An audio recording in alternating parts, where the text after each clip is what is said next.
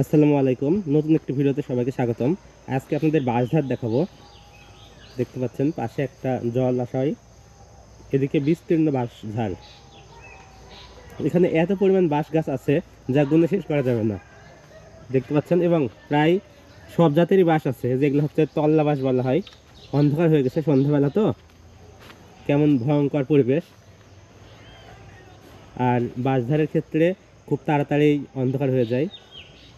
যাদের সাহস কম তাদের বাঁশঝাড়ে না আসাই ভালো, কারণ সন্ধ্যা 7টা বা 8টা বাজলেই একদম সেই বিশাল অন্ধকার হয়ে যাবে, তখন আর কিছুই দেখা যাবে না। এবং বাঁশ গাছের সাথে বাঁশ গাছের ধাক্কা লাগলে একটা শব্দ হয়, সেটা দেখেও অনেকেই ভয় পেতে পারেন। বাঁশঝাড়ের পরেই একটা খেলার মাঠ আছে, সেখানে বাচ্চারা খেলছে। দেখছেন কি পরিমাণ বাঁশ গাছ। দেখুন, এখান থেকে বাঁশ কেটে বের করাই দুষ্কর।